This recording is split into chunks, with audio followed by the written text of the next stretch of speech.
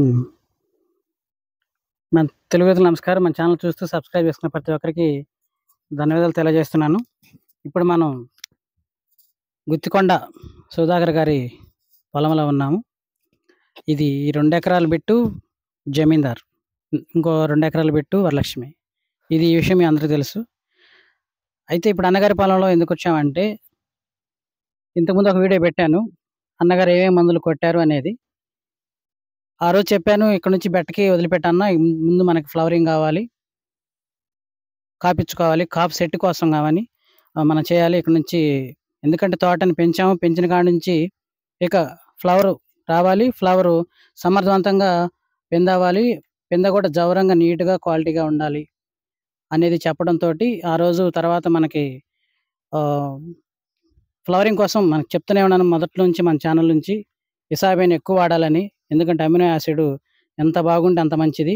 ఆ కంటెంట్ ఉన్నటువంటి ఇసాబియాన్ Syngenta company నుంచి ఇసాబియాన్‌ని తో పాటు ఏమేమి కొట్టామన్నా ఒకసారి మళ్ళీ చూపియన్న ఫోను. ఇసాబియాన్‌లో రాన్‌ఫెన్, రాన్‌ఫిన్, చిల్లీ స్పెషల్.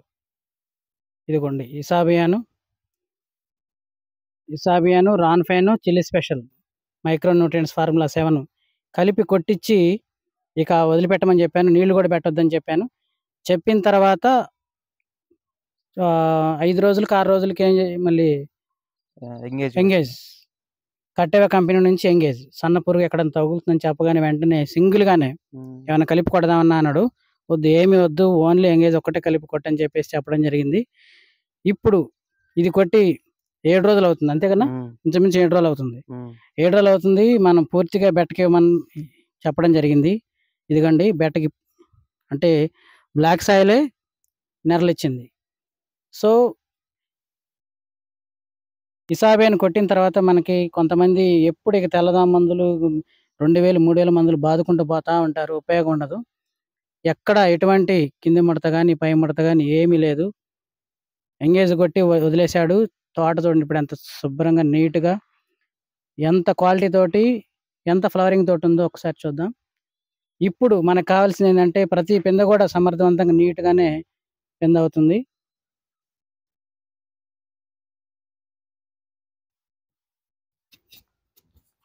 అంతేగాని కొట్టిన మందులయ్యాక అంతేనా? ఎట్లా ఉంది ఇప్పుడు తోట?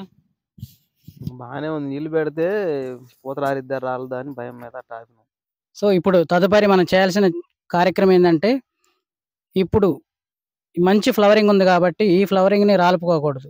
మనం కష్టపడి ఇసాబియాన్ కొట్టి, టెక్నికల్ కొట్టి, డబ్బులు పెట్టి తెచ్చి కొట్టిన తర్వాత, ఇంత ఫ్లవర్ వచ్చిన తర్వాత మనం చూస్తున్న ప్రతి రైతు క్రాప్ సెట్టింగ్ కోసం వాడిన మందులతో పాటు ఏదైతే మనం అనుకున్న రీతిలో ఇప్పుడు ఫ్లవర్ వచ్చిందో దీన్ని నిలబెట్టుకోవాలంటే, ఇప్పుడు బెట్టకిచ్చాడు. ఈ బెట్టకిచ్చిన తర్వాత వెంటనే రేపు అంటే ఇక వర్షం పడద్దో లేదో తెలీదు.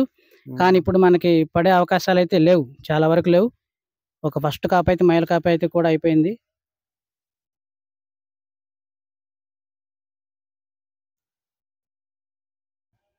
ఇప్పుడు మనం చేయాల్సిన పనేందంటే, ఇప్పుడు అన్నగారికి చెప్పాను. ఇప్పుడు పట్టె మార్చి పట్టా.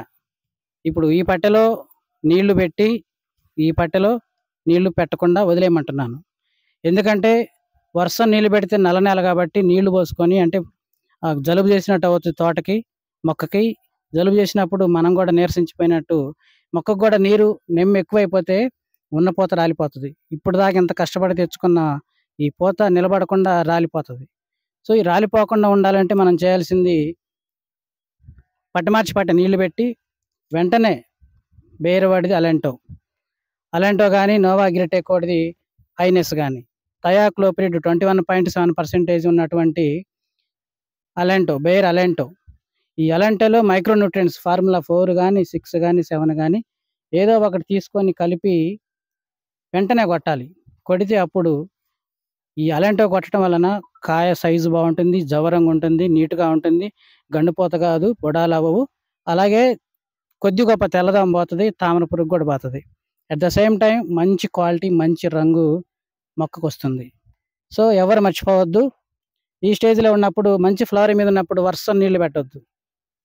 ఫర్ ఎగ్జాంపుల్ మంచి పూత మీద ఉన్నప్పుడు పత్తి గాని, మిరప గాని వెంటనే మనకి హైనెస్ చూసావా? ఇందా చూసినా. ఆహా! చెబుదామనుకున్నా నీకు. మంచి పూత మీద ఉన్నప్పుడు వర్షం పడితే జల్లున రాలిపోయినట్టు అదే కొంతమంది చాలామంది మంచి పూత మీద ఉన్నప్పుడు నీళ్లు కడతారు. నీళ్లు కట్టడం వలన వెంటనే పూత రాలిపోతది. ఉన్న పూత అంతా తెప్పించుకున్న పూత అంతా రాలిపోద్ది. సో, ఈ పూత రాలిపోయిందంటే ఇంచుమించు మనం 10 గంటలు పోగొట్టుకున్నట్టు ఎకరానికి. ఈ తప్పులు ఎవరు చేయొద్దు. చేయకుండా ఇప్పుడు ఏదైతే అన్నగారికి చెప్పానో అదే సిస్టమ్ మీరు గూడా మంచి ఫ్లవరింగ్ కోసం ఖచ్చితంగా ఇసాబైన్ యాడ్ చేయండి. రాన్‌ఫెన్ కాంబినేషన్ బానే ఉంది. తర్వాత ఎంగేజ్ కొట్టడం జరిగింది. ఎంగేజ్ కొట్టిన తర్వాత ఇక చేనుకి పూర్తి స్థాయిలో బెట్టకి వచ్చేసింది. చేను మాత్రం మల్లె తోట ఉన్నట్టు చాలా బాగుంది. జమీందార్ అండి చెప్పా కదండీ! మన జమీందార్ రైతులు ఎక్కడున్నా ఇది ఇప్పుడు ఇంత ఎత్తొచ్చింది. ఇదంతా 2.5 అడుగుల వరకు ఉంది. కొన్ని చోట్ల అయితే 3 అడుగులు కూడా ఉంది. 6 అడుగులు వస్తది. కరెక్ట్‌గా చేస్తే 40 గంటల పైనే ఉంటది. అన్నీ బాగుండి చేయగలిగితే. అయితే కొన్ని చోట్ల నల్లతామర పురుగు అటాక్ అయింది. అయినా వాటికి ఇబ్బంది లేదు. మంచి మందులేమున్నాయి అవి కూడా చెప్తాను. సో, ఈ మల్లె తోట ఉన్నటువంటి ఈ మిరప తోటని అదే స్థాయిలో కాపించుకోవాలంటే, నిలబెట్టుకోవాలంటే ఖచ్చితంగా అలెంటో కాంబినేషన్ మైక్రో న్యూట్రియంట్స్. ఇంకేమీ అవసరం లేదు. ఈ 2 చాలు. మీకు మైక్రో న్యూట్రియంట్స్ దొరకకపోతే అలెంటో సింగిల్‌గానే కొట్టండి. అంతేగాని అది కలుపుదాం, ఇది కలుపుదాం, తెల్లదోమ మందు కలుపుదాం, జంపు కలుపుదాం ఏమీ కలపొద్దు. సింగిల్‌గానే కొట్టండి. అద్భుతమైన రిజల్ట్ సెట్ అయిపోద్ది ఇక అంతే.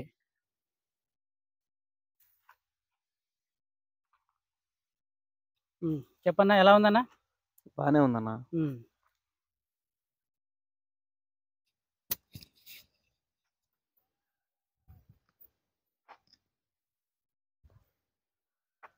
తోట ఎంత అంటే ఎట్లా బాగుందన్న?